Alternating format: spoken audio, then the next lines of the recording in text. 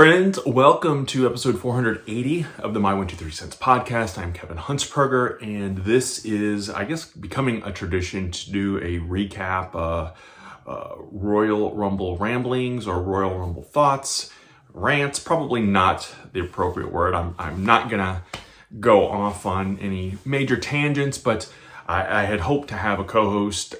Chad and I, our schedules couldn't unfortunately sync up. Just a little bit of background. Over the weekend, was on the road, actually watched the Royal Rumble from a basketball game in a high school gymnasium for probably the first, well, definitely through the women's match, and then had to actually stop at one point because the connection was so bad, and finish watching,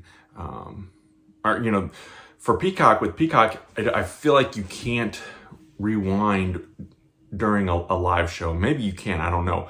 But every time I opened the app back up, it was putting me wherever the show was live. And so I was getting some bits and pieces during halftime. I was able to go out in the lobby and catch the last probably 4 entrants or so. So I got to see that live because I didn't want to see, because WWE was also sending out results as they were happening, and I guess I could have turned those alerts off on my phone, but I was seeing things as they were happening in real time, so I didn't want to necessarily be spoiled with the results either. And Royal Rumble and WrestleMania are probably the 2 shows a year that I want to watch and see live.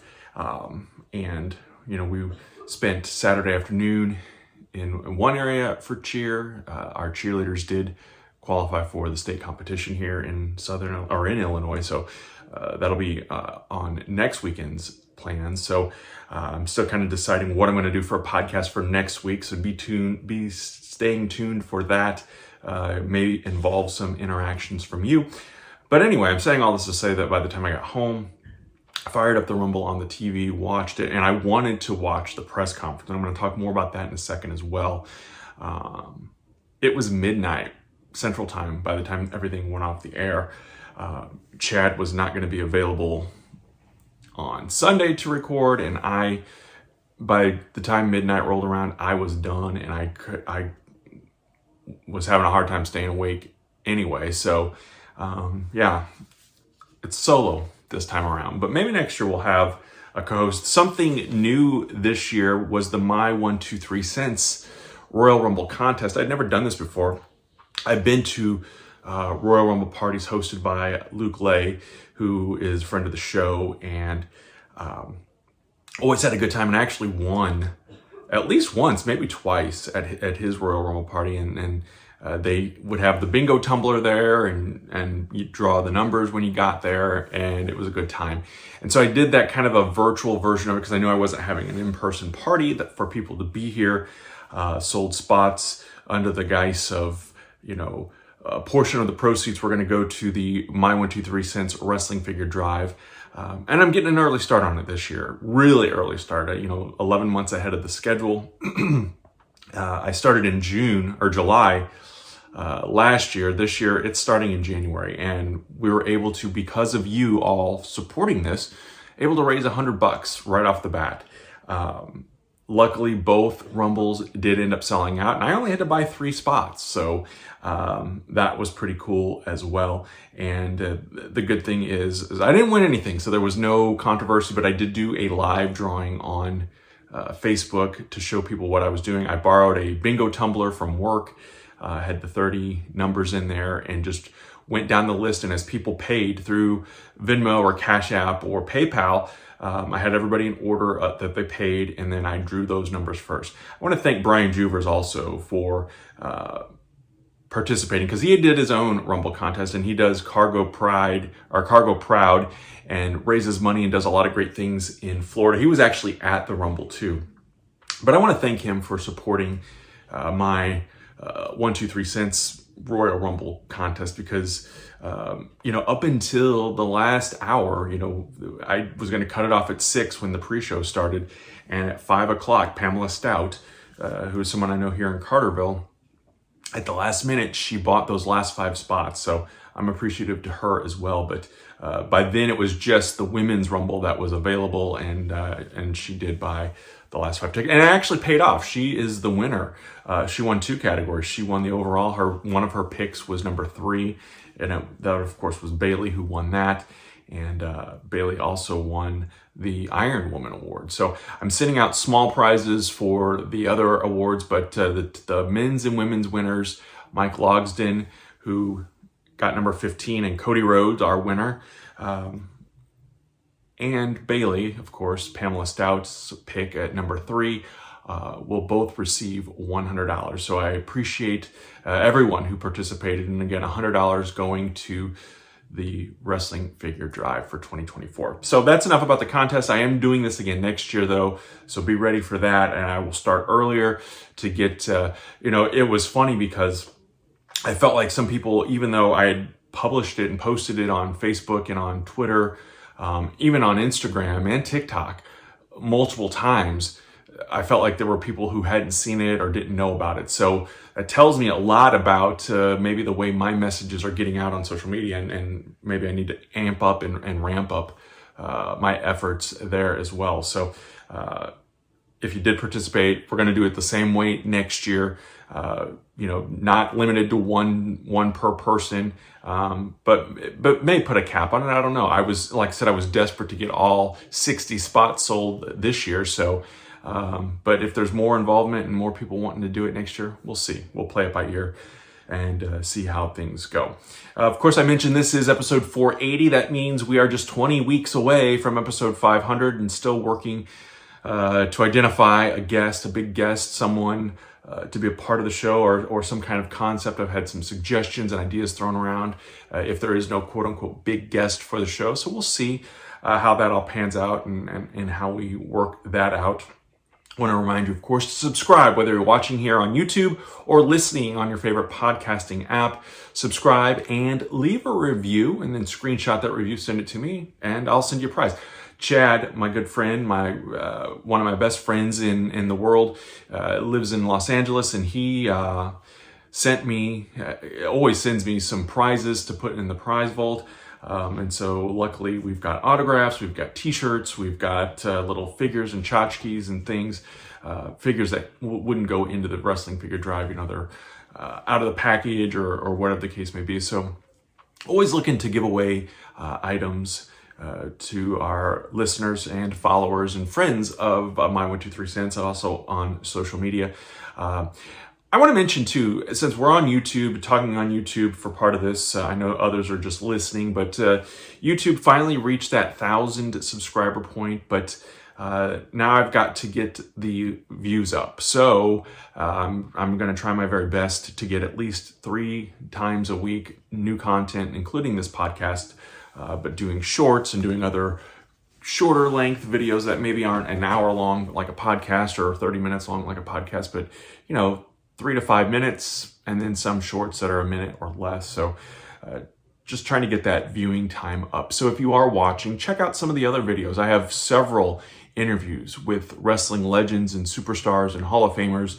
I had the good fortune in my past to have interviewed Bobby the Brain Heenan and Mickey James and Sid, and Samoa Joe was did an interview with him. And a lot of these were interviews setting up for an event. So they may not be the greatest in terms of the content, but Mickey James was great. She was at an event here in Southern Illinois. It's actually still the most watched video on the YouTube channel. So check out the playlist over on YouTube. It is wrestling. I think it's called Wrestling Interviews or something along those lines. So check that out.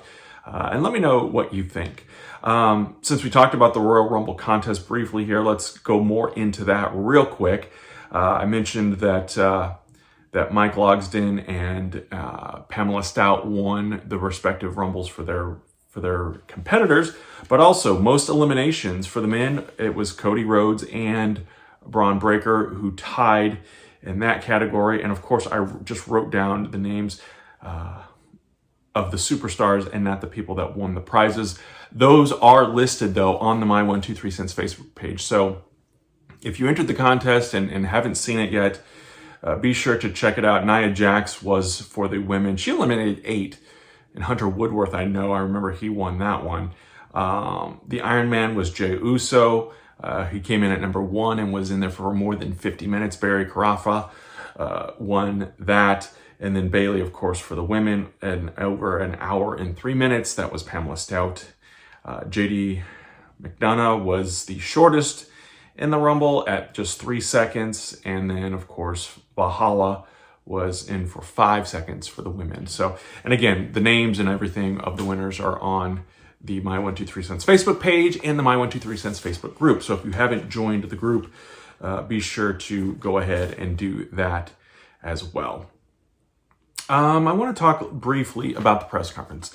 A lot of flack on social media, and I know, and here's the thing, I don't want to compare situations with what happened or what has allegedly happened in AEW with what has happened or allegedly happened in WWE. Obviously, this past week in wrestling had some high points, notwithstanding the Royal Rumble itself. But was it Monday or Tuesday, it was announced that Dwayne Johnson is joining the board of TKO. It was also announced that Raw is moving to Netflix in January 2025. I am very interested and curious to see where that goes. And I'm no business analyst or business expert. I think that from a fan's perspective, for me personally, from someone who cut cable probably 4 or 5 years ago now, I'm excited for this. I have not watched a Monday Night Raw other than maybe on a live stream on TikTok in years. And so for me to be able to watch Raw once again, I'm excited for that. And so I may have to watch it sometimes on my phone and challenge my wife, who is now a football fan. So if you hear any yelling in the background, I'm recording this during the Chiefs game, so she may get a little excited. I know right now as I'm recording, it's tied 7-7 with the Ravens, but we'll see how that goes. But yeah, I'm not only excited for selfish reasons of me being able to watch because I don't have USA Network, but also for what it's going to do for the business. And I think that the deal states that eventually, because I think the deal with USA, they are getting SmackDown. I think that's just a 2 or 3 year deal. And then I think the deal with the CW is kind of the same boat for NXT. So, whether or not WWE chooses to move all of its eggs into the Netflix basket, or will they continue to diversify and have other networks? The Peacock deal, I believe, also ends in 2026. So we'll see. We'll see where things go. And like a wrestling storyline, I say don't prejudge. Let's see how things pan out, and where they go from here. So those were some of the high points of the week. The Rumble, of course, set a record for the Tropicana Field.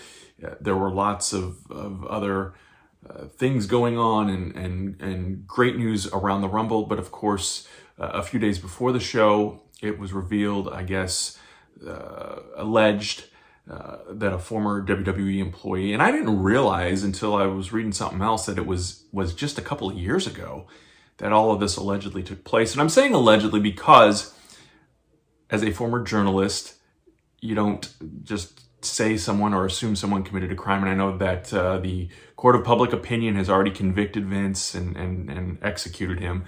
And I'm not here to defend. I'm not going to, weigh in on that side of things. If the allegations turn out to be true, then he needs to be punished appropriately. And apparently, allegedly, John Laurinaitis is a part of this. And allegedly, Brock Lesnar, I don't think he did anything necessarily to the level of what Vince McMahon and John Laurinaitis are being accused of, but his name has come up as well. Or actually, his name hasn't come up. It's been speculated just as a UFC champion, I think, in the documents, but people can draw the lines and figure out that it is Brock Lesnar. And so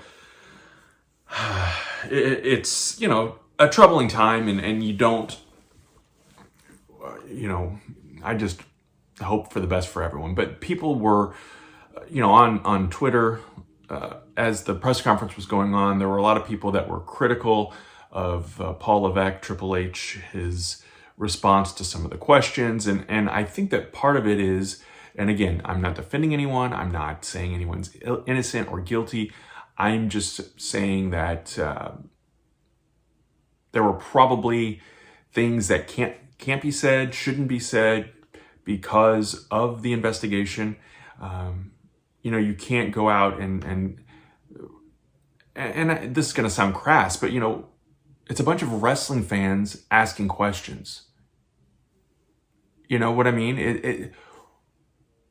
Yeah, we want to know, but this needs to be played out in the court of law, not on a press conference for a Royal Rumble. But obviously you couldn't go into that event not expecting there to be questions. And Cody, by the way, was asked something along the lines and gave a good answer. And, I don't think that Paul Levesque's answers or the things that he said were bad. They were, some of the cases, vague. I mean, that is his father-in-law we're talking about. That is the man that created this company, to help bring it to the level that it is today. And I know that there was a lot of other blood, sweat, and tears that went into all of that. But I would imagine that is difficult. I think that probably behind the scenes, it has been a very difficult time for Shane McMahon, for Stephanie McMahon, for Linda McMahon, and even for Vince McMahon. And I know that he made his bed allegedly and needs to lie in it. But, I think that we've become too quick to judge. And I'll say the same thing about Tony Khan and AEW and his media scrums. The only difference that I'm going to throw out there, and this is going to be snarky and sound like I'm a WWE fanboy, which to an extent I am. But, comparing the two situations and the responses, people said that Tony Khan, the AEW fan base was like, Tony Khan was more believable and more legitimate wearing Tony Storm's wig and sunglasses or head hat thing and sunglasses than Paul Levesque was. And I feel like that's bogus, because I feel like the whole Tony Khan thing, it's a serious situation and he's up there looking like a goof. I think had he not put on the hat and the thing and just been Tony Khan answering questions, it would have been a much different vibe and much different response. And again, I don't want to turn this into a WWE versus AEW thing in this regard, but when the online community does that, and it's the tribalism seeping in, and we can find faults with both companies, with both management teams and whatnot.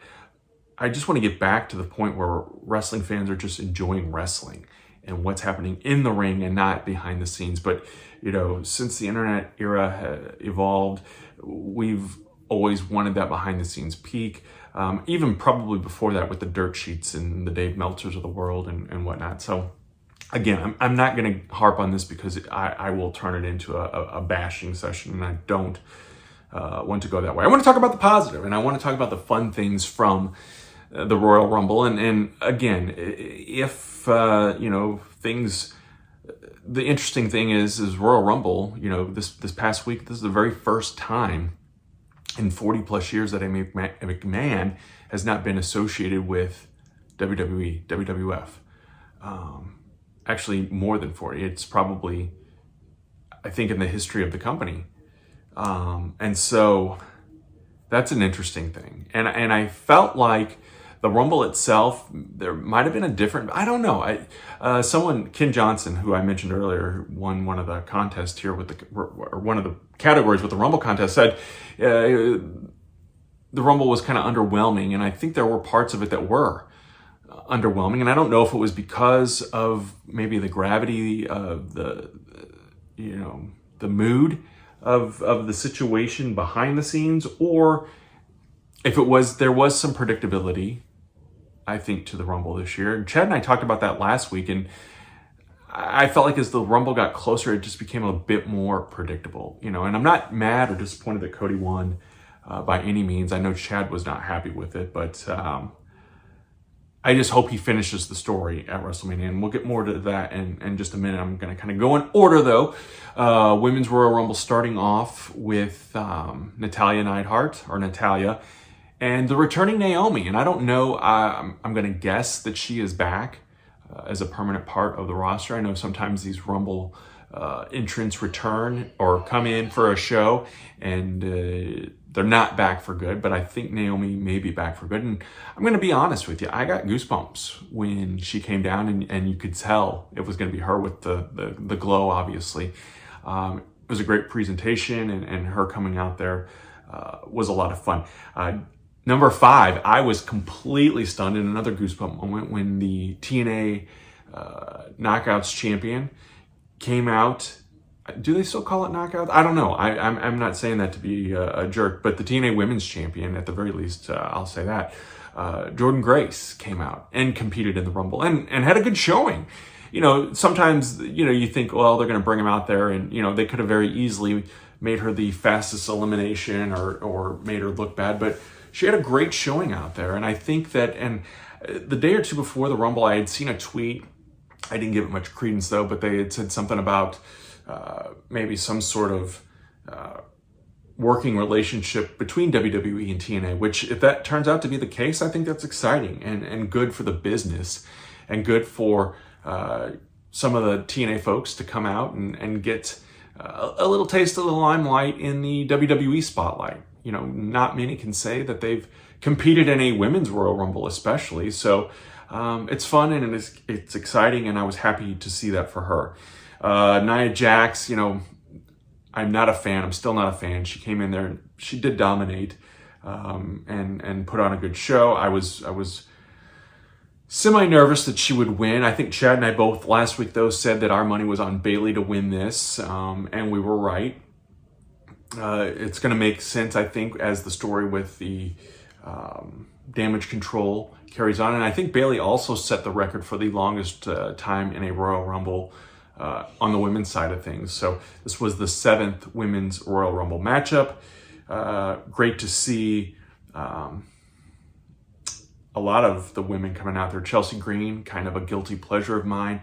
I find her entertaining. I like that Samantha Irvin is now doing the Chelsea Green kind of mocking with the announcement again. That wasn't at the Rumble, of course, but it's come back on at least at the house show circuit. Someone had posted something online of that. So I like that. I like Chelsea Green.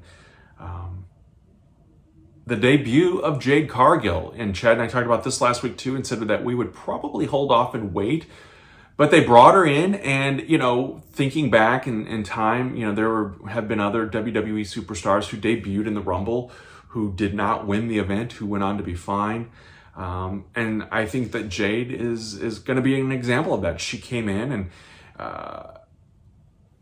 she wasn't overly dominant, but she also wasn't a pushover. She had some great moments with Nia Jax, with Becky Lynch, with Bianca Belair.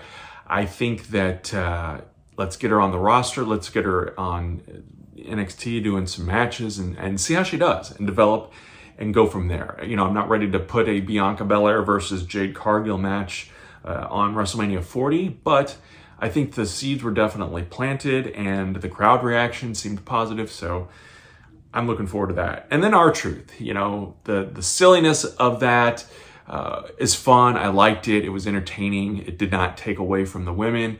He did not get a spot in there. He was eliminated right away by a woman, but was not ever technically, I went to WWE's website to do the stats, and he was never technically in the Rumble matchup. He wasn't listed as such. So it was a fun moment.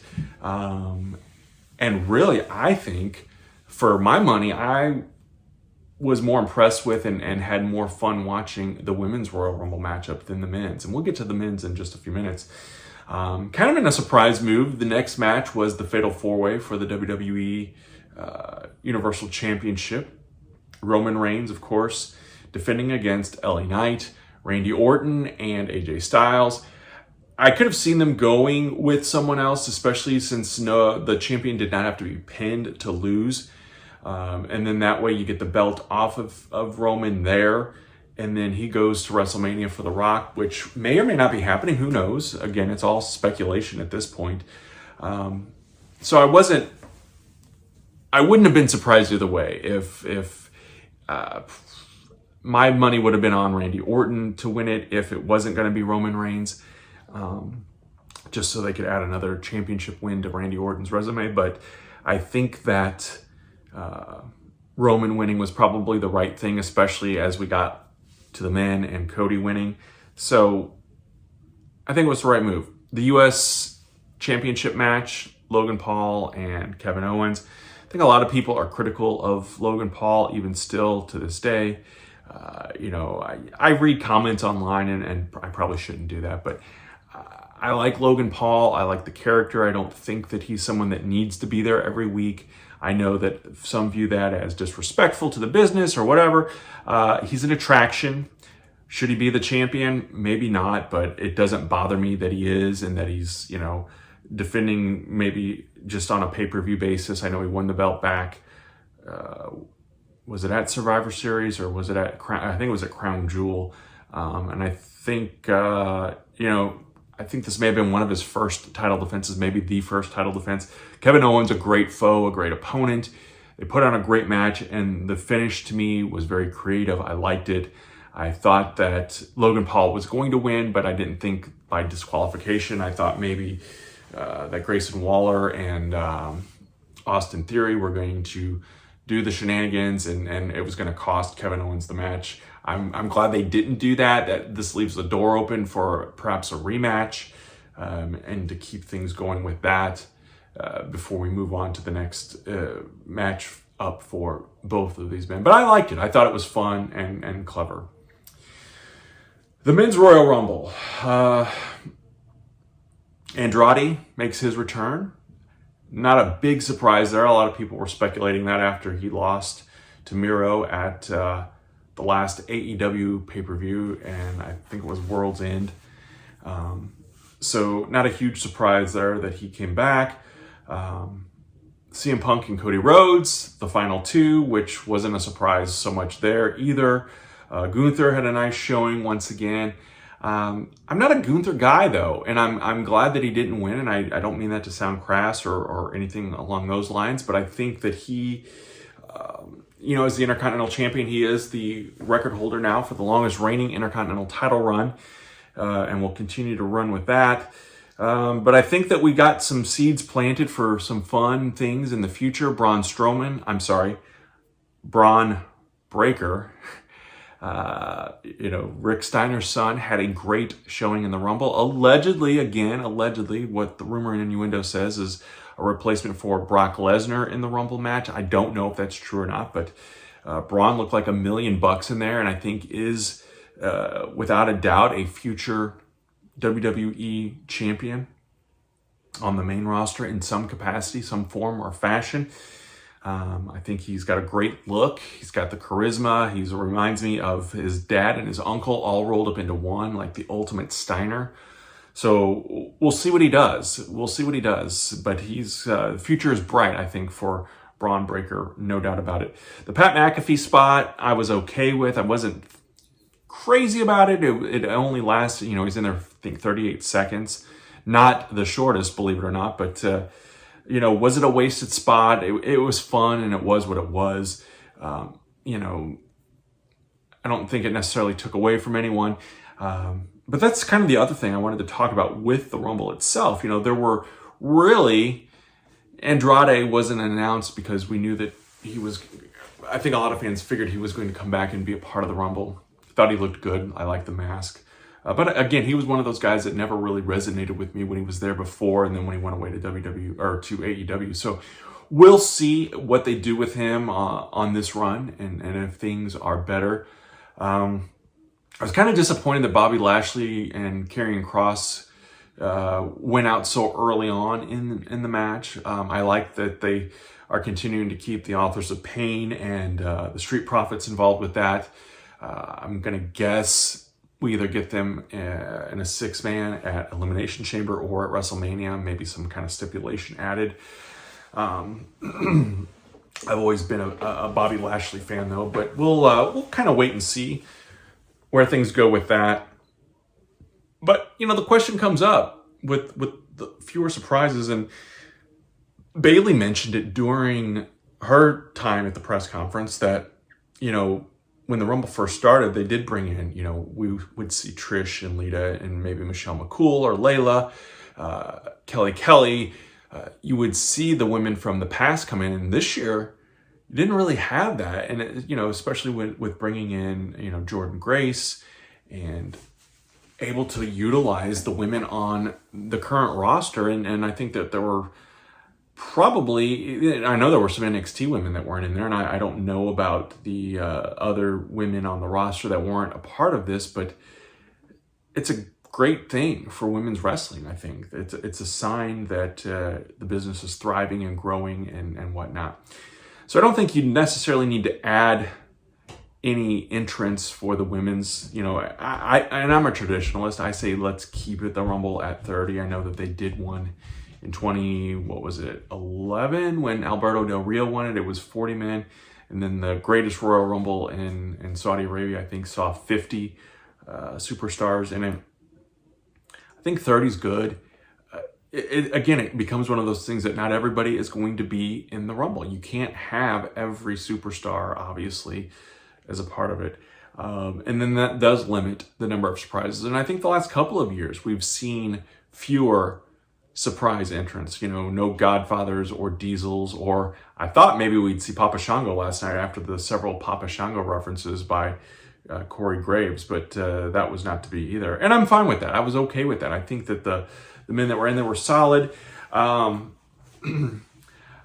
did feel a little flat though at the end and not a knock against Sami Zayn by any means, but when number 30 came out, I think part of me was kind of expecting or waiting for, because there was speculation that Hulk Hogan was going to be in there. There was speculation that The Rock was going to be in there.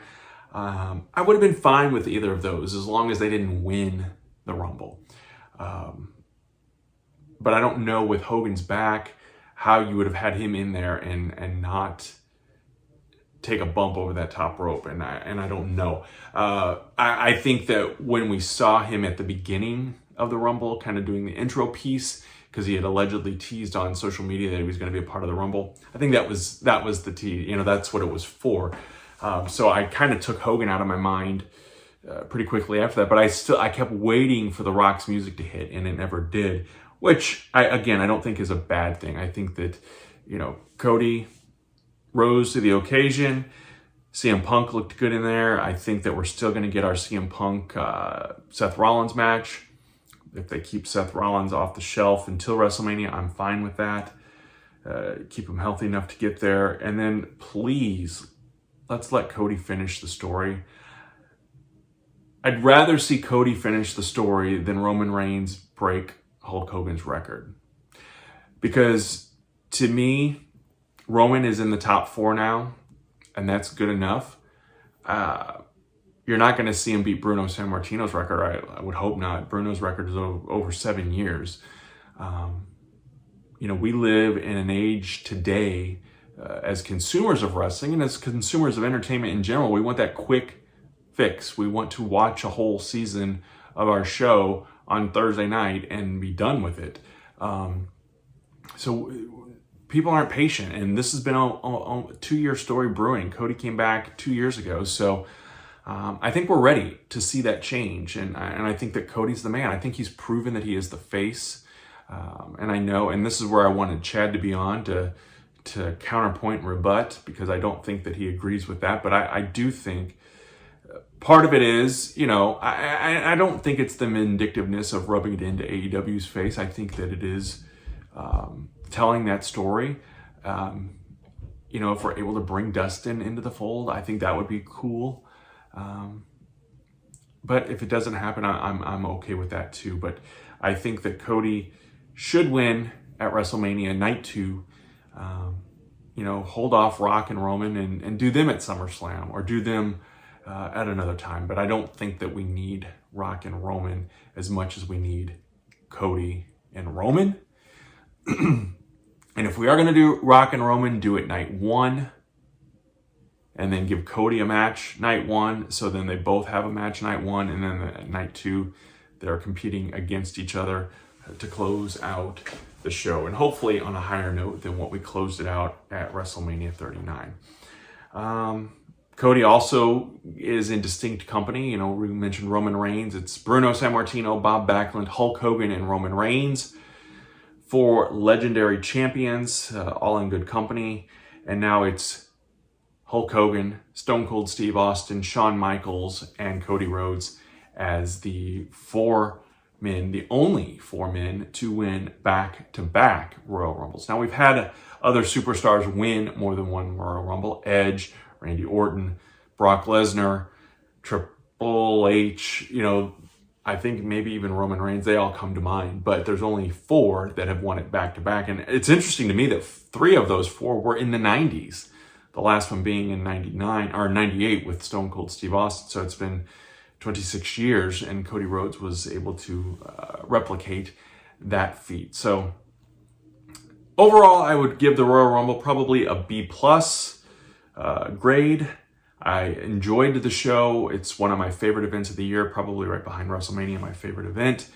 And it was fun, despite kind of that, again, that aura that I felt. And maybe I'm wrong. Maybe it's in my head, and I was just feeling that way because we kind of read and see and know what's going on behind the scenes to an extent. So what did you think? Did you enjoy the Royal Rumble? What grade do you give it? Do you hate the fact that Cody won? Should CM Punk have won? Let me know. Leave a comment, leave a review, whether it's on social media or wherever you're listening to this podcast or watching along on YouTube. Friends, thank you so much for being a part of my 1, 2, 3 cents this week. Have a great week, and we will talk again soon.